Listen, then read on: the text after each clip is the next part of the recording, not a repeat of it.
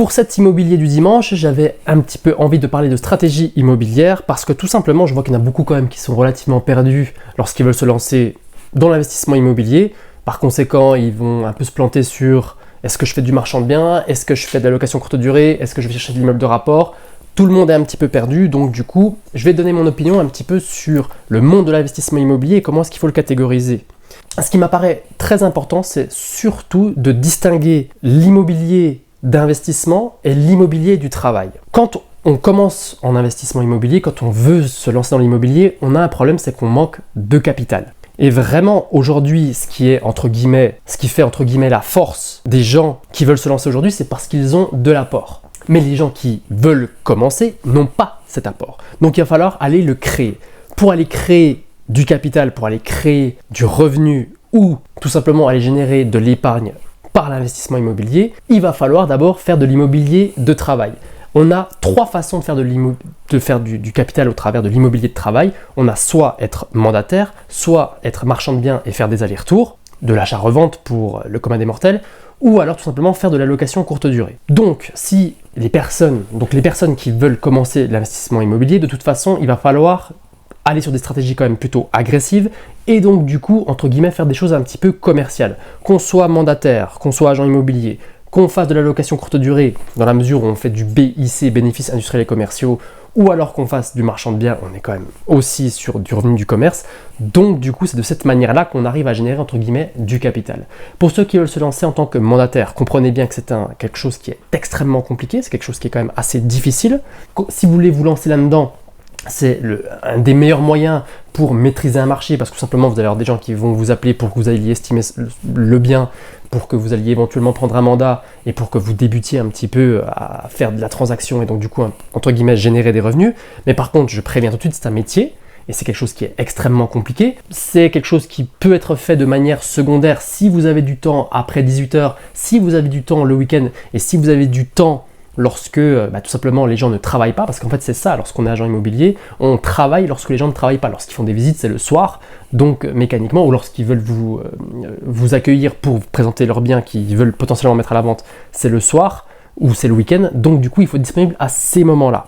Et pareil sur l'administratif, il faut quand même être conscient qu'il va y avoir quand même beaucoup de paperasse à gérer, donc ça peut être une méthode d'entrée effectivement pour rentrer dans le monde de l'immobilier. Par contre, je préviens, c'est quelque chose qui est extrêmement compliqué et aujourd'hui on a beaucoup d'agences qui ferment, donc attention à ceux qui veulent se lancer là-dedans. S'il y a un turnover pas possible dans les agences, c'est bien parce qu'il y a des grosses difficultés tout simplement à garder les agents et parce que beaucoup jettent l'éponge, parce qu'en réalité au bout de 6 mois ils n'ont rien touché.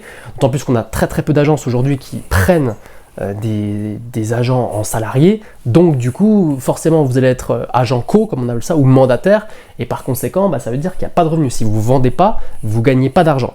Mais c'est un bon moyen de rentrer dans l'immobilier, c'est un bon moyen de découvrir un petit peu ce que c'est que l'immobilier de transaction. Ça c'est le premier point, c'est la première façon de rentrer dans l'immobilier de travail.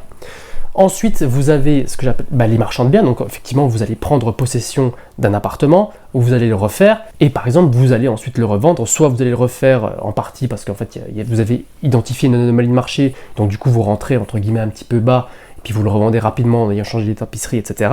Donc, ça peut fonctionner aussi, mais par contre, pareil, il va falloir être capable de négocier correctement et de rentrer assez bas sur le marché. Donc d'ailleurs, comme d'habitude, Imonego en description. Il y a à nouveau 3 nouvelles vidéos qui ont été publiées cette semaine, donc n'hésitez pas. Pour l'instant, le produit est encore à 80 € hors taxe, donc profitez-en. Bref, donc sur le marchand de biens, attention, on en a aussi beaucoup qui restent un petit peu scotchés parce que tout simplement, les opérations ont un petit peu traîné, ils n'ont pas réussi à vendre en 2023 et du coup, leur prix de revient, il est quand même pas terrible. Donc c'est aussi une activité qui moi, aujourd'hui, me paraît dangereuse. On ne peut pas faire ça n'importe comment. Et ça nécessite d'avoir une grosse expertise sur les secteurs pour ne pas se faire coincer. Donc sur l'immobilier de travail en marchand de biens, je dis ok, ça demande quand même d'avoir un petit peu de capital, notamment pour mettre le pied à l'étrier. Ça peut passer si vous allez sur des toutes petites opérations et que vous expliquez que vous faites de la résidence principale et que votre histoire est cohérente par rapport au banquier, ça peut encore passer, mais c'est quand même difficile, quoi. Donc sur l'immobilier de travail en marchand de biens, je dis attention, je mets vraiment le haut là. Et enfin, pour ceux qui veulent se lancer dans la location courte durée pour générer des gros revenus aussi, évidemment que plus vous allez déléguer les différentes tâches, à savoir par exemple si vous allez commencer à prendre une gestionnaire ou prendre, ça va tout simplement grignoter votre rentabilité. Il faut aussi comprendre que lorsque vous faites de la location saisonnière, eh bien, vos appartements vont s'user beaucoup plus vite. Si vous commencez à déléguer les travaux, vos rentabilités vont baisser également. Donc ça peut être vraiment compliqué. Moi sur Bonsaï cette semaine, je vais essayer de publier notamment au niveau stratégique sur ces 3 activités, donc sur l'activité d'agent immobilier, sur l'activité de marchand de biens et sur l'activité de location saisonnière. Donc n'hésitez pas à vous abonner. Le lien est en description, ce sera tout sur Startimo, ce sera parfaitement gratuit, donc pas d'inquiétude là-dessus. Mais vraiment, pour ceux qui veulent débuter, essayez de vous concentrer sur ces 3 activités pour voir ce qui vous correspond le plus. Moi, je sais que j'ai commencé en réalité sur l'investissement immobilier en faisant de la location courte durée. Ça me correspondait, c'est moi qui faisais les ménages au début. Donc c'est un petit peu comme ça que j'ai mis le pied à l'étrier, entre guillemets, en 2016-2017, quoi. Et ça permet effectivement de générer quand même beaucoup de cash. Mais par contre, vraiment sur la location courte durée, je tiens à le dire, attention à votre encadrement fiscal. Comme vous avez vu sur ma vidéo de vendredi, c'est plus la fête du tout. Donc dès que vous allez péter les plafonds, si vous avez choisi le micro, entre guillemets, vous pouvez vite vous faire retoquer. Donc il faut vite choisir le réel, vite commencer à faire des travaux pour profiter des amortissements. Donc ça marche encore, mais par contre, voilà, c'est quand même beaucoup plus compliqué que par le passé. Mais ça fonctionne encore si vous le faites intelligemment. Voilà ce que je voulais dire pour cet immobilier du dimanche. Donc bien distinguer l'immobilier de travail de l'investissement immobilier pur et dur. Moi, c'est un petit peu là-dedans que je suis en train un petit peu de tout rebasculer, donc sur de l'investissement immobilier pur et dur. Par exemple, le dernier appartement que j'ai fait dans une des communes qui est proche de chez moi, c'est vraiment du pur investissement. C'est-à-dire j'ai mis de gros apports dedans. C'est un appartement qui est absolument nickel et on n'est pas sur du patrimonial, mais on est vraiment sur une stratégie de capitalisation absolument global. Je laisse vraiment mourir la dette tranquillement. J'ai des remboursements de plus de 1000 € par mois qui tombent dessus. Et en fait, tous les mois, je m'enrichis de minimum 1000 € par mois juste avec l'amortissement du capital. Donc voilà un petit peu ce que je voulais dire sur l'investissement immobilier. Je diffère un petit peu l'investissement immobilier de l'investissement de l'immobilier de travail. Et honnêtement, pour les débutants, pour ceux qui veulent se lancer, il n'y a pas 36 solutions pour gagner de l'argent en immobilier. Vous n'avez pas le choix. C'est soit vous êtes agent, soit vous êtes marchand de biens, soit vous faites de la location courte durée. Dès que vous allez basculer sur autre chose, vous pouvez faire de l'investissement et puis générer de la rente entre guillemets avec de l'immeuble de rapport. On va aussi développer ça durant le mois de février avec parfois vraiment une anomalie marché où vous êtes rentré extrêmement bas et puis au final vous avez quand même un loyer sur de la location moyenne durée, il y a quand même une belle passivité et vous pouvez quand même faire des beaux rendements. Donc on arrive à coupler un peu des stratégies pure rente sur de l'investissement immobilier pur et dur. Mais de manière générale, si vous voulez aller vite, si vous voulez aller générer un capital rapidement, il va falloir aller sur de l'immobilier de travail, donc sur l'une des 3 activités que j'ai nommées juste avant et que je vous ai un petit peu décrit. Mais toujours est-il que comprenez bien que c'est risqué, que c'est dangereux, que c'est difficile. Si vous voulez rentrer en tant qu'agent immobilier de manière globale, vous n'allez pas être aimé. Mais bon, c'est des expériences qui sont quand même parfaitement possibles.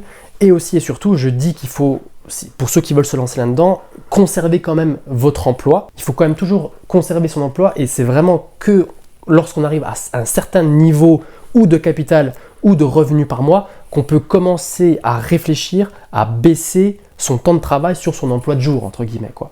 Mais il faut vraiment voir ça dans un premier temps comme une activité secondaire et pas tout abandonner pour se lancer ou en tant que mandataire, ou en tant que marchand, ou en tant que loueur de courte durée, quoi.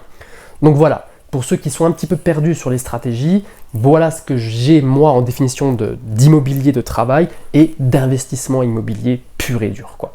Donc voilà, pour ceux qui ont déjà du cash, effectivement, la période aujourd'hui, elle est vraiment, mais vraiment parfaite, quoi. Toutes les lumières sont allumées sur l'investissement immobilier parce qu'effectivement, il y a de la place pour négocier, il y a de la place sur les produits, pour peu que vous connaissiez un petit peu en travaux, pour peu que vous y connaissiez un petit peu, vous ayez déjà un réseau établi sur place. Franchement, il y a des affaires, mais je vous jure, mais magnifiques affaires sur vraiment de l'investissement pur et dur. Aujourd'hui, sur de l'immobilier de travail, honnêtement, c'est un petit peu plus compliqué, mais ça marche toujours pour peu qu'on ait les bonnes stratégies. Comme d'habitude, Imonego en commentaire et en description, donc vous vous gênez surtout pas, tout est disponible sur Bonsaï. Je vais continuer à publier des vidéos sur la négociation et normalement en fin de semaine prochaine, donc sur l'immobilier du dimanche de la semaine prochaine, il vous devrait y avoir un nouveau produit qui devrait arriver sur notamment les locataires.